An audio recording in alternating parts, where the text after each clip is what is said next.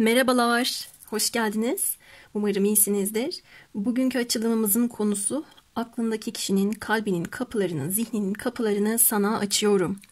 Evet, burada biraz daha derinlere inmek istedim. Sizle ilgili en çok beğendiği, en çok hoşlandığı şeye bakacağım. Hoşlanmadığı, beğenmediği, sevmediği özelliklerinize de bakacağım. Zaman artarsa eğer uyumlu yanlarınız, uyumsuz yanlarınıza da değineceğim ve bir ilişki başlamamış bile olsa başladığını varsayarak uyumlu yanlar, potansiyeller neler olabilir, uyumsuz yanlar, durumlar neler olabilir bunlara da değineceğim arkadaşlar. Ama ana konumuz beğendiği, beğenmediği özellikler olacak. İki desteniz var. Mavi ve beyaz diye ayırabilirsiniz.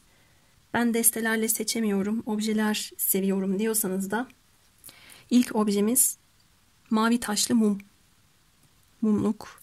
Mumluk desek daha doğru. İkincisi de pembe taşlı mumluk. Biraz bekliyorum.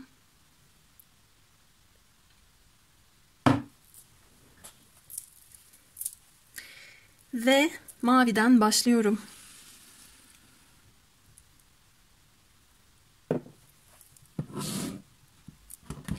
Bakalım sizde en sevdiği, en sevmediği özellikler nelermiş? En sevdiklerinden başlayalım. Söyle bakalım, en çok neyini beğeniyorsun? Arkadaşının neyini seviyorsun? Hangi özelliklerine tutuldun? Ya da bir tutulma mevcut mu?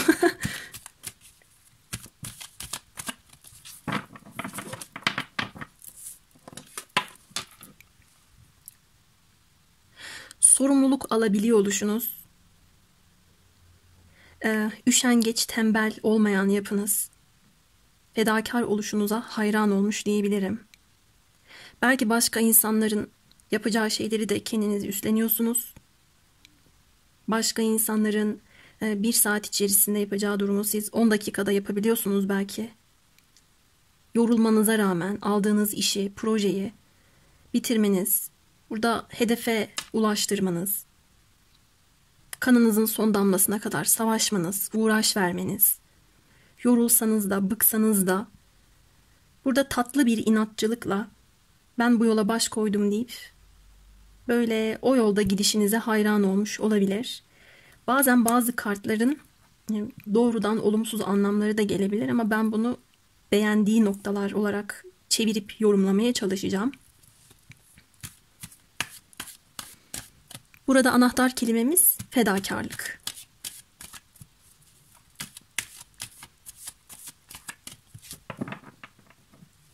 Ve özellikle de şunu fark etmiş olabilir sizde. Tamam, günlük hayattaki koşturmalar, sorumluluklar, bir takım işlerin üstesinden gelmeye çalışmanız bunları da beğeniyor ama kendinize edindiğiniz bir amaç duygusu, ruhsal anlamda kat ettiğiniz yol ve bu ne kadar sizi zorlasa da, ne kadar omuzlarınızın üstünde çok büyük bir yük de hissetseniz, bazen altından kalkamayacak gibi de olsanız bunu sonuna kadar götürmeniz ve ruhsal konularınıza, amacınıza ters düşecek bir şey yapmamanıza hayran da diyebilirim. Başka neyi beğeniyorsun? Ay, İmparatoriçe kartı. Hangi birini sayayım? İmparatoriçe verimlilik ve doğurganlığı bize verir. Dinleyen eril arkadaşlarım, siz de bunu imparator olarak alabilirsiniz tabi ama genel olarak dişil arkadaşlarıma gidecek. Sizi çok çekici, çok güzel buluyor. Elinize attığınız her şeyi güzelleştiriyorsunuz. Bir bolluk, bereket var. Yöneticilik kabiliyetiniz olabilir. Tüm özelliklerin sizde toplandığını, tüm güzelliklerin sizin etrafınızda, içinizde olduğunu burada düşünüyor.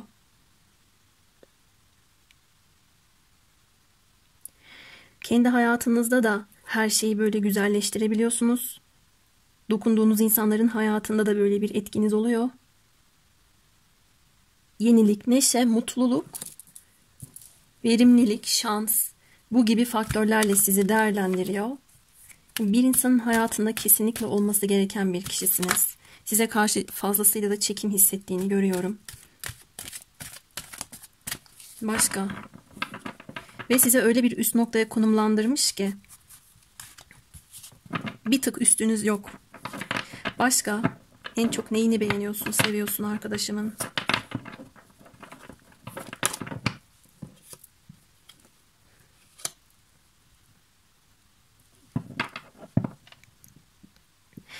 Kendi içinizde bazen çıkmazda hissetseniz de ya da bu kişiyle çatışmalar yaşasanız da kendi bakış açınız dahil olmak üzere farklı perspektiflere yönelebiliyor oluşunuz, huzursuzluğu sürdürmüyor oluşunuz, yeni yollar arayabiliyor olmanızı beğendiğini görüyorum. Böyle sıkıntılardan uzaklaşmanız, daha farklı bir kıyıya yönelip belki de uzaklaşmanız gereken yeri bilmenizle ilgili olan bir duruma da hayranlık besliyor diyebilirim. Evet, devam edelim farklı bir desteğiyle.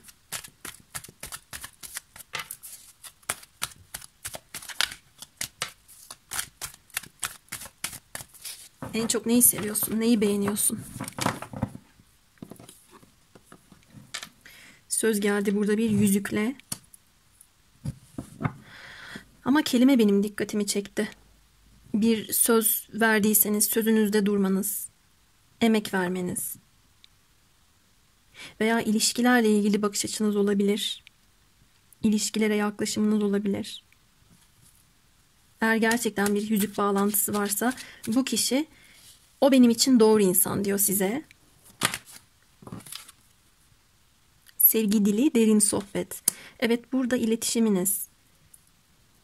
Sohbet ederken sevgi dili kullanmanız, karşınızdaki insanı rencide etmemeniz, ılımlı olmanız, fazla dik, fazla asi ya da uç tavırlar sergilememeniz, sizinle oturup anlamlı bir sohbet edebiliyor oluşu veya sizin sevgi diline önem vermeniz, derin sohbetlerden hoşlanmanız, bir söz verildiyse bunun tutulması tarzındaki değerlerinize saygı duyduğunu da söyleyebilirim. Başka? Neyi beğeniyorsun? Bakın burada şöyle bir şey geldi. Zorlamıyor oluşunuz arkadaşlar. Ne kendinizi ne karşınızdaki insanı, ısrarcı olmayışınız. Size karşınızdaki insandan bir şey gelmediğini, gelmeyeceğini anladığınızda burada farklı bir yolu tercih edebilecek kadar belki de kendi değerinizi biliyor oluşunuz. Yani çok fazla umutsuzluk içerisinde beklenti çalıştırmamanız, beklentiye girmemeniz, karşı tarafı zorlamamanız, az önce söylediğim gibi çatışmalara zemin hazırlayacak tavırlarda, tutumlarda ve söylemlerde olmamanız da bu kişinin size hayranlık beslemesini sağlıyor. Şimdi burada bir imparatoriçemiz geldiği için ilahi dişil kartlardan da soralım. En çok neyi seviyorsun, neyi beğeniyorsun? Şu en aşağıdaki dikkatimi çekti. Aa, Lilith geldi. Lilith, evet, ilk kadın enerjisi. Kıskançlık, arzu. Arkadaşlar, burada bedenin ve ruhun sesiyim diyor Lilith. Arzulu bir yaşamı seçtiğinden bahsediyor. Yani şimdi burada Lilith'in gölge yönlerine de bakarız. Az sonra sizinle ilgili sevmediği taraflara da geçeceğim ama en çok sevdiği şeylerden bir tanesi arzulu oluşunuz. Hayranlık uyandırıyor oluşunuz onda. Burada ilk kadın olarak yazıyor. Evet, Lilith öyledir. Ama ben imparatoriçeyi, yani bütün kraliçelerin vasfının toplandığı en üst düzeydeki kart olduğu için tarotta hani hem ilk hem de en önemlisi tarzında yorum getirebilirim. Ve burada çatışmalar, kıskançlıklarla ilgili olan durumda da sanki bana bu kişi şunu diyor. Benim başımı da çok fazla ağrıtmıyor diyebilir. Burada çok ilginç bir şey geldi. Hiç beklemiyordum.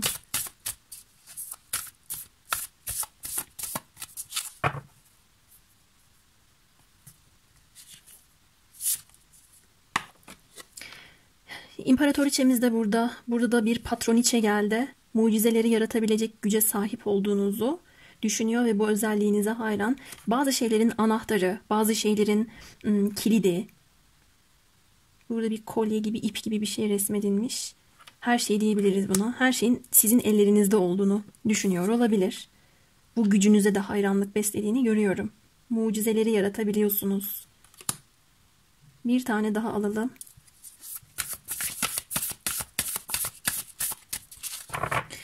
Aynı zamanda Lilith'in şöyle bir özelliği de vardır. Burada eşitliği savunur arkadaşlar. Yani ben senden üstün değilim, sen de benden üstün değilsin.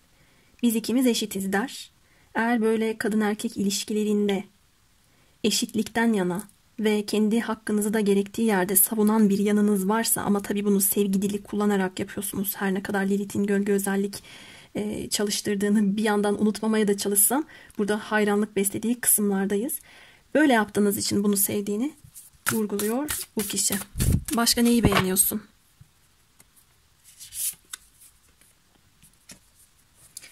Destenin kapak kızı geldi.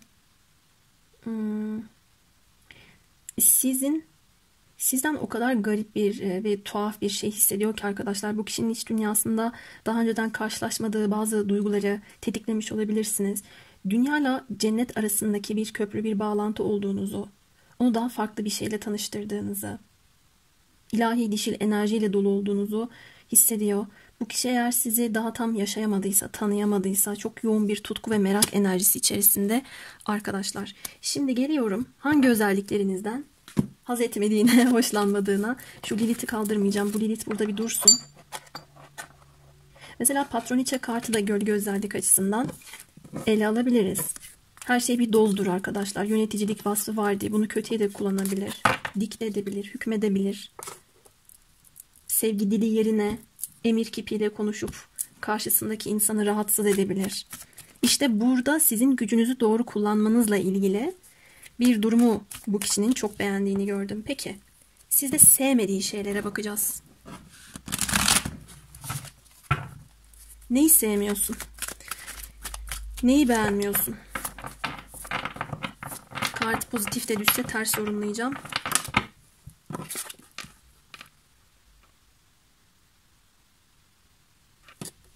Bir tane daha alalım.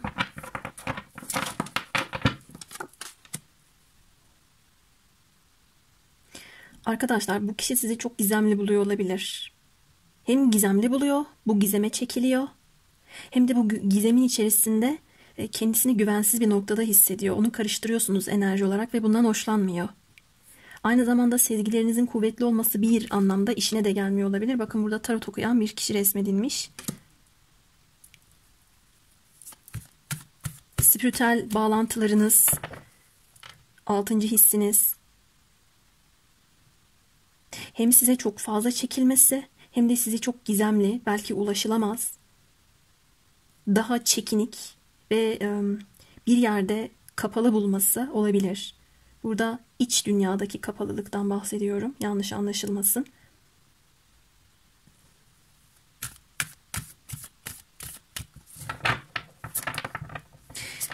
Aklıma çok fazla şu kartla beraber şey geldi. Hatta size o kadar ulaşamıyor olabilir ki üçüncü kişiler aracılığıyla ya da daha farklı platformlar üzerinden sizi arıyor, sinir oluyor gibi bir enerji hissettim ben burada.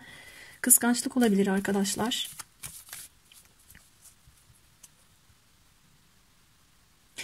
Azize'nin çok güzel özellikleri de vardır. Bilgi, anlayışlı, sakin bir kişiyi bize vurgular.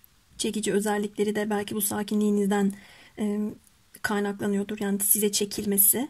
Gizemin yarattığı bir çekicilik söz konusu. Ama burada sevmediği özellik pardon, iyice karıştırdım. Sevmediği özelliğinizde bunu biraz fazla buluyor olabilir.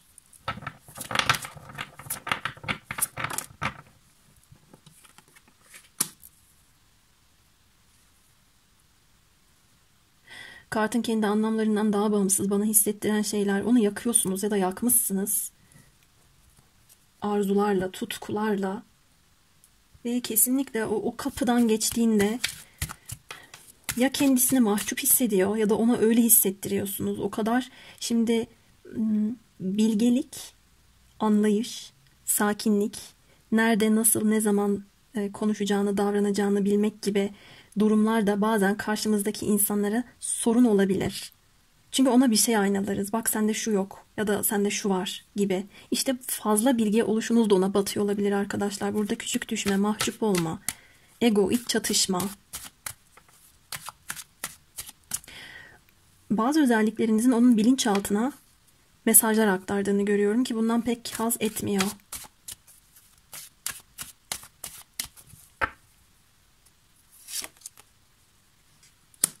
Ona boşlukta hissettiriyorsunuz. Gereken bolluk bereketin sizde olduğunu çok iyi biliyor. Çok fazla bir arzu, çok fazla bir merak duygusu var. Ama sanki bu insan boşlukta böyle sallanıyor. İletişimsizlik de ona bu şekilde hissettiriyor olabilir. Ona karşı zaman zaman üstünkörü oluşunuz ya da sadece kendinize odaklanmanız, eleştirel olduysanız, sonra kendi içinize kapandıysanız, sizi daha tam çözememesi. Ya bu bana ne söyledi? Tamam, bir şey söyledi, eleştirdi ama bunu neye göre söyledi? Tam oturtamamış olabilir, sinirlerini bozmuş olabilirsiniz ya da bozuyor olabilirsiniz.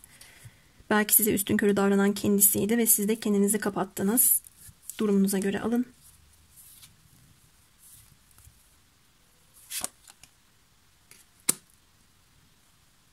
Bu kişi de sizi daha tam çözemediği için ne kadar tutkular, arzular olsa da bir anda şu özelliğinizden, spiritüel yönleriniz, sezgilerinizden korktuğu için yeteri kadar güvenebilir mi, güvenemez mi? Bundan emin değil arkadaşlar.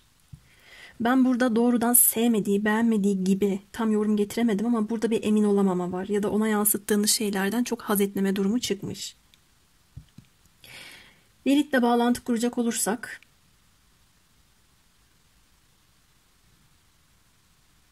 sizin de ayrıca ne yapacağınızı kestiremeyen, yani bir gücü var ama bu gücü olumludan yana mı kullanır, olumsuzdan yana mı kullanır? Çünkü içinde apayrı bir potansiyel var. Benim için doğru insan mı, yanlış insan mı? Bundan emin olamadığım bir noktada. Evet, bir çekim hissediyorum. Fazlasıyla etkilendim ama bu etkiye göre, hissettiğim bu çekime göre hareket edersem sanki ağzım yanacak gibi de bir enerji bana aktarıyor dediğini gördüm. Evet, burada tam emin olamama var. Şimdi uyumlu, uyumsuz yanlara değinecek zaman çok kalmadı ya da kalmayacak ikinci desteğiyle beraber. Bu kişi size kalbinin en derinliklerinden şu anda bir kapı açsa, o kapıdan size söyleyeceği şeyler olumlu ya da olumsuz ne olur? Bunun için 78 kapı destesini kullanmak istedim.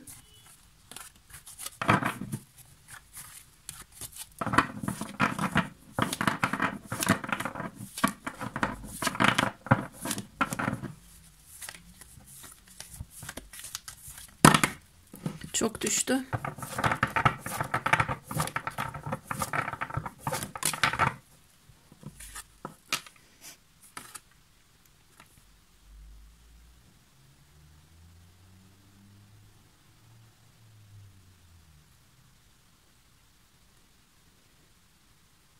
Kartın bana yansıması, arka kısmında ne var bilmiyorum ama şurayı da okuduğumda bir buz teması var arkadaşlar ve bir şeyleri yavaş yavaş çözmeye çalışacak olabilir.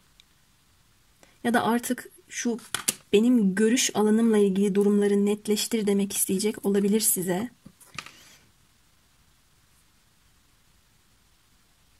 Diyor ki burada, ben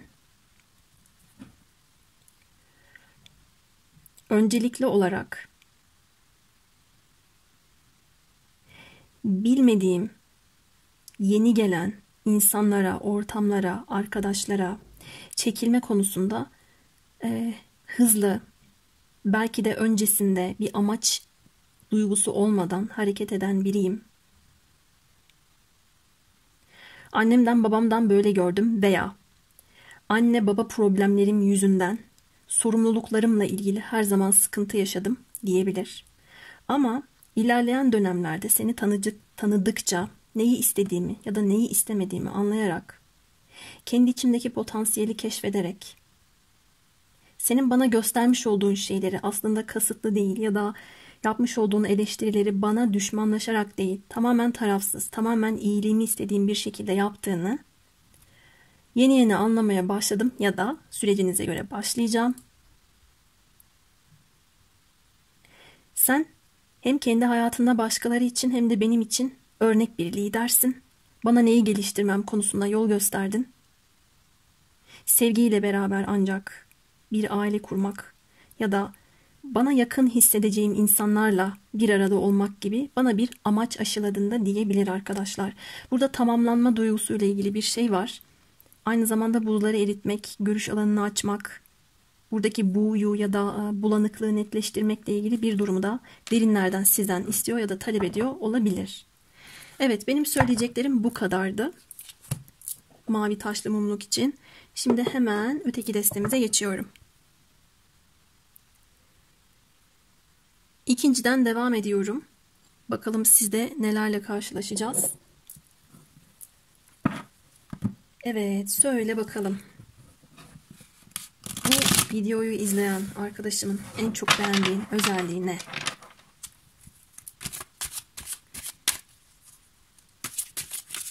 En çok neyini seviyorsun? Neyini beğendin?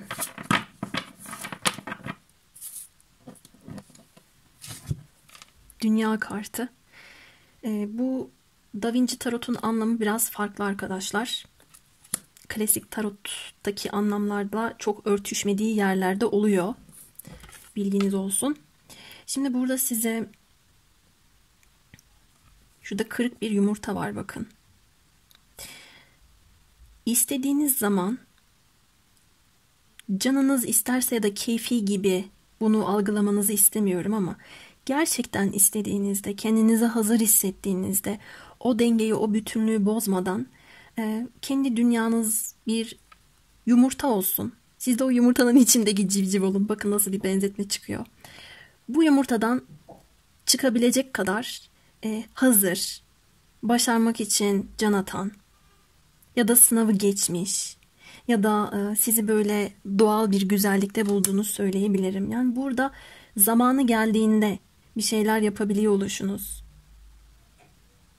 Çok güzel bir görünüme sahip olmanız, doğal olmanız, değişimi kendi içinizde başlatabilecek anı bilmeniz gibi durumlara hayran olduğunu görüyorum baktığımda. Bu kişi sizi de bir ödül gibi görebilir. Etrafınızdaki insanlara ödüller veren yüce gönüllülüğünüzü de sevebilir. Mükemmel görüyor size, başarılı görüyor. Bazı şeyleri geciktirmeden zamanında yapabilen özelliğinize de hayranlık beslediğini görüyorum.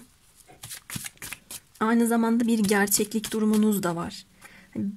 Böyle gözüküyor ama kendisini öyle gösterdiği için değil. Bunun da ayrımını yapabiliyor yani sizinle ilgili. Doğallık, samimiyet ve içtenlik çıkmış. Sizi bilge bir karakter olarak görüyor. İç dünyanızda derin bir arayışa çıkmış olmanız bu kişinin gözünde önemli ve değerli. Başınıza bir şey geldiğinde çok fazla dillendirmek ya da herkese anlatıp herkesten bir şeyler toplamak, birilerinin aklıyla hareket etmek yerine önce kendi içinize sormanız. Bunu yaparken tekrar söylüyorum, zamanı iyi kullanmakla ilgili bilinçliliğiniz geliyor. İki büyük arkana kartı geldi. Bu kişiyi bayağı bir etkilemişsiniz bu özelliklerinizle. İhtiyatlı, sabırlı oluşunuz, sessizliğiniz, sakinliğinizin içinde kocaman bir dünya barındırıyor oluşunuz. Sevimliliğiniz. Bir de yalnız oluşunuz bu kişinin dikkatini çekmişe benziyor arkadaşlar. Yalnız kalmayı tercih etmek. Böyle meditasyon yapan ya da insanlara huzur verip onlar için de meditasyon gibi olan bir yapınızda söz konusuysa bunu da beğendiğini görüyorum.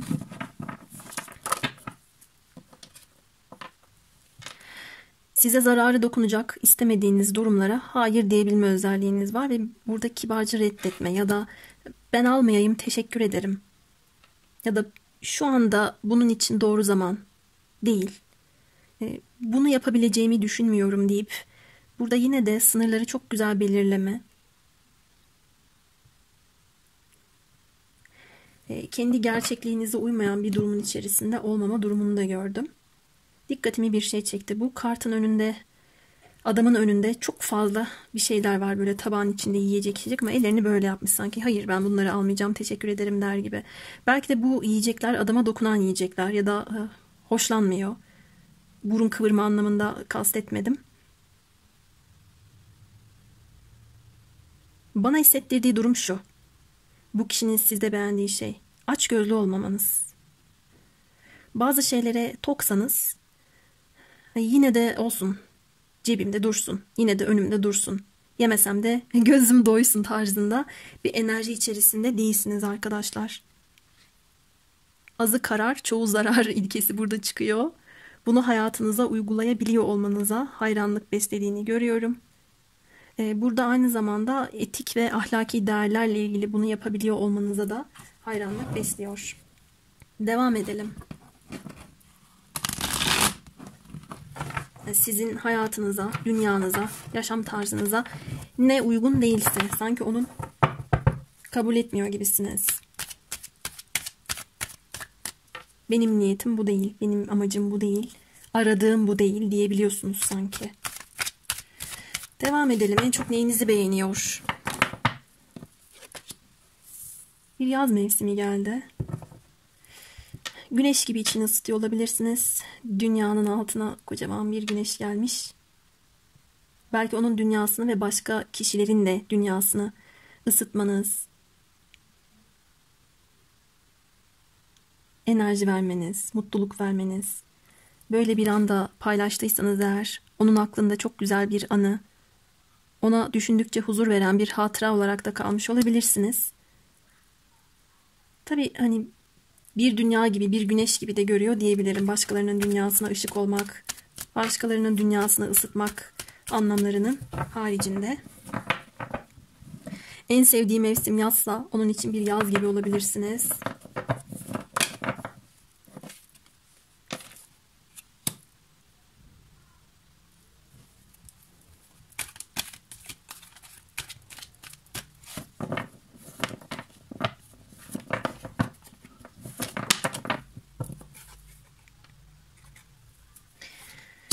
Ben de dedim şu ne alaka diye. Şimdi bağdaştıralım. Belki bu kişinin kalbinde bir fırtına yarattınız. Belki bu kişi sizde böyle bir şey yaptı.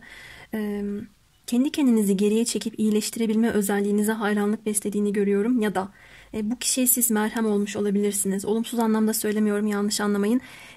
Yara bandı olmuş olabilirsiniz arkadaşlar. Yani bir kalbindeki olumsuzluğu ilgiyle, huzurla, aşkla iyileştirmişe de benziyorsunuz.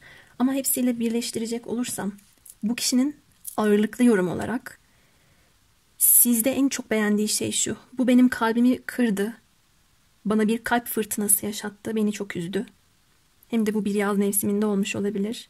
Ve ben geri çekildim. Bu geri çekildiğim süreç içerisinde doğruyu yanlışı, bana iyi gelen gelmeyen şeyleri ayıklayıp fazlasını ya da istemek istemeyeceğim şeylere hayır deyip bu süre zarfında kendimi iyileştirdim tarzındaki yaklaşımınıza bayılmış diyebilirim.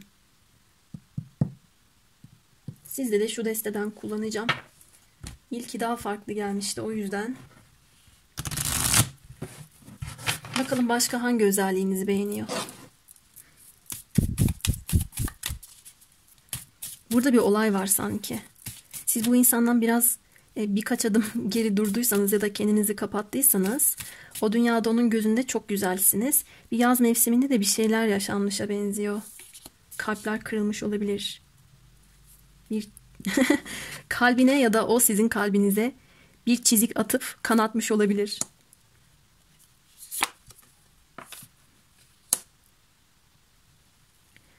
Sizin enerjinizin çok yüksek olduğunu düşünüyor.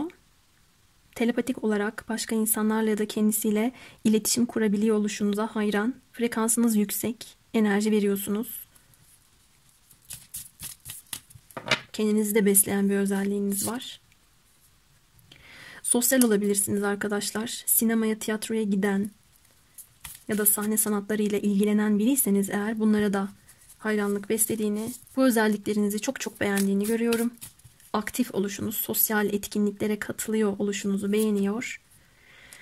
Ve burayı şurayla bağdaştıracağım. Toksik enerji sevmiyorsunuz. Tehlikeli bir durum algıladığınızda, bu bana zehirli etkisi olabilecek bir durum dediğinizde, hayır ben almayayım teşekkür ederim diyebilen özelliğinizi beğeniyor arkadaşlar. Bu kendisinde de olduğu için beğeniyor olabilir. Olmadığı için de beğeniyor olabilir. Bunu siz daha iyi bilirsiniz. Şimdi sizinle ilgili sevmediği şeylere bakalım.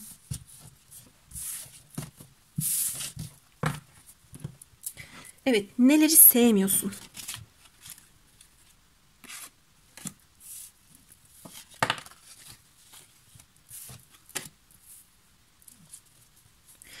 Duygularınızla çok fazla mücadele ediyorsanız, duygularınızı savaş gibi yaşıyorsanız, kendi içinizde duygularınızı böyle yaşasanız bile dışarıya süt liman bir enerji veriyorsanız, buna biraz sinir olmuş olabilir.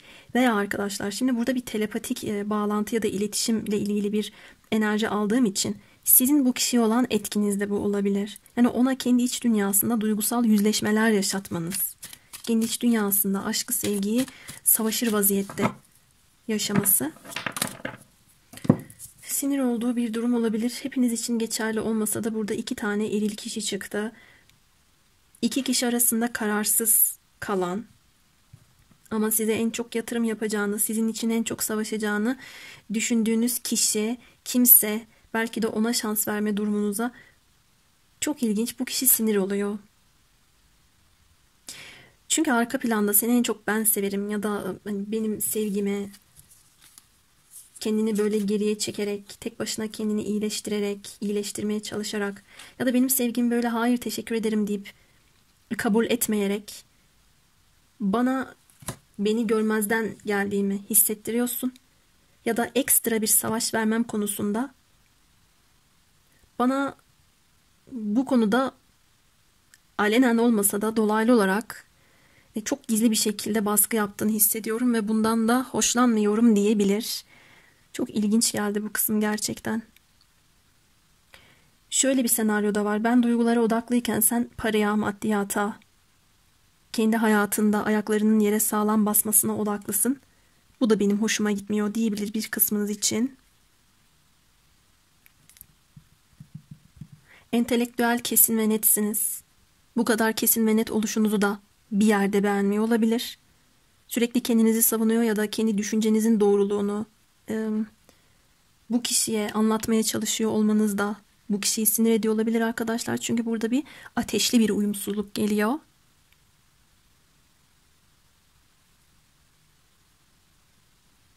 Ama bu kişi kendisinin bir rakibinin olduğunu düşündüğünden bu rakibi kendisinin seviyesinde görmüyor. Benim hissettiğim sanki beni olduğum gibi sev, beni olduğum gibi kabul et noktası çıkıyor burada. Eğer siz bunu yapmadıysanız bundan kaynaklı bir takım sıkıntılar içerisinde olduğunu da söyleyebilirim. Duruma göre kurnaz davranışınız ya da kendi çıkarınıza uymayan hiçbir şey adım atmıyor oluşunuzu da beğenmiyor olabilir. Ben şimdi buraya bir yatırım yapacağım ama ya da seçeneklerimi bir değerlendireyim. Hangisinin bana dönütü sağlam olur tarzındaki garanticiliğiniz ona biraz batmış olabilir. Soralım başka hangi özelliklerinizi beğenmiyor?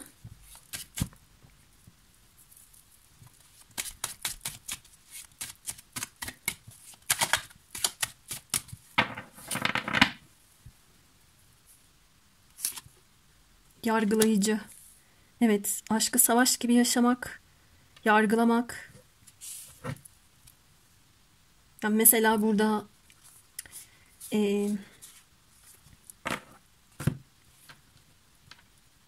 o size bir adımla geldiğinde burada asa yedilisi kartında bir sürü şövalye savaşıyor.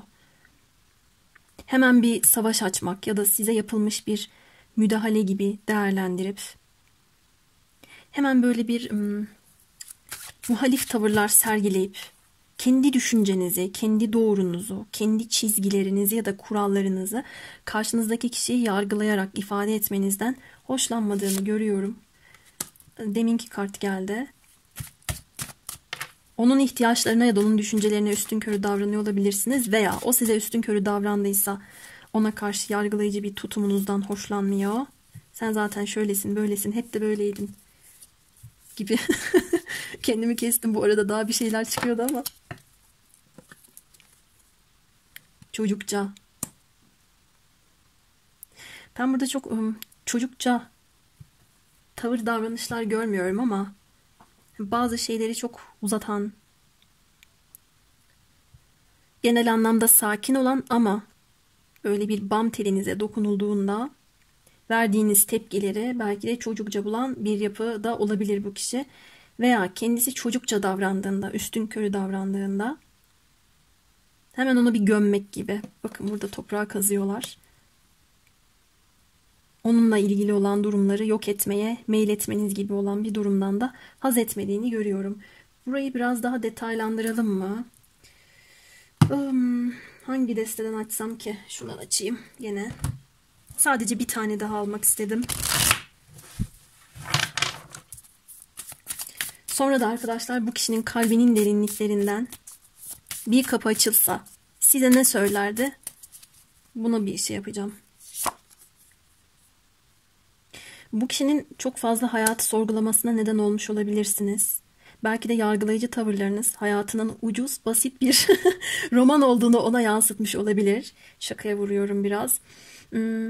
Böyle kendisini çok yalnız hissettiği, hayatı sorguladığı, ancak ve ancak belki de kafasını yürüyüş yaparak boşaltabildiği bir dönemden onu geçirdiğinizi görüyorum. Burada 2 tane kişi var. 2 kişi arasında kaldıysanız size böyle en çok savaşan, en çok yatırım yapabilecek, daha çok bu yatırımın maddi olduğunu görüyorum. Buna çekildiğinize sanki düşünüp de ya da çekilebileceğinizi düşünüp de burada bu özelliğinizden de haz etmediğini vurgulamaya çalışıyor. Bu arada kendi halinizde takılan, tek başınıza bir şeyler yapmak isteyen, fazlasıyla kendi halinde olan, kendi içinizde bir şeyleri sorgularken bu kişiye bir şeyleri son derece üstünkörü yansıtan tarafsanız da buna da sinir olduğunu söyleyebilirim. Şimdi gelelim bakalım bu kişinin kalbinden, kalbinin derinliklerinden bir kapı açılsa size ne söyler o kapıdan?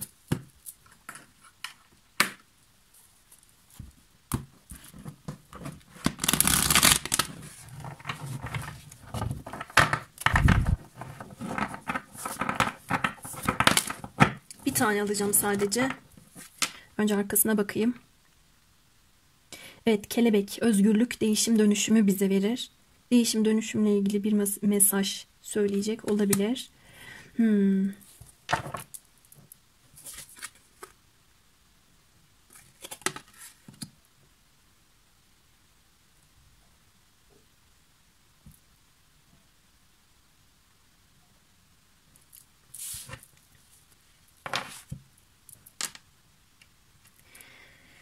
Bana senin beni olduğum gibi kabul etmen, beni olduğum gibi sevmen konusunda beni mutasyona uğratan düşünceler ve duygular aşılıyorsun. Kendi içimde bir baskı, bir sıkışma duygusu hissediyorum. Ama bu baskı ve sıkışmanın benim hayatımdaki boşluk duygusundan ve seninle benim aramda henüz oturmamış şeylerden kaynaklandığını zaman geçtikçe daha iyi fark ediyorum. Gerek benim koyduğum sınırlar, gerek senin koyduğun sınırları en başta kabul etmekte zorlandım. Seni kararlı, tutucu, bir o kadar becerikli, sert ve lider gördüm. Ama kendimde olmayan tarafları bana aynaladığın için de aslında sana bir teşekkür borçluyum. Kendimi hangi anlamda geliştirmem, hangi anlamda fazlalıklarım varsa bunları törpüleyip azaltmam konusunda bana aynalık ettin diyebilirmiş. Bir de arkadaşlar kendisine olduğu gibi kabul edilmesini de burada söylüyor ama sizinle ilgili durumları da artık kabullenmesi. Bazı şeylerin gerçekten değişim dönüşüm adı mutasyon geçirerek istemediği bir şekilde ya da hiç ummadığı bir biçimde daha kararlı, daha becerikli olması durumuna kapı aralamış olabilirsiniz. Burada 2 yönlü bir mesaj var. Durumunuza göre alın. Sınırlamalar, engeller, sınırlandırmalar, geri çekilmeleri bir önceki durumda size söylemiştim. Ya bazı şeyleri olduğu gibi kabul edecek. Buna onun mesajını vermişsiniz. Olanı olduğu gibi kabul etmek, kişiyi ya da kişileri olduğu gibi kabul edip sevmek.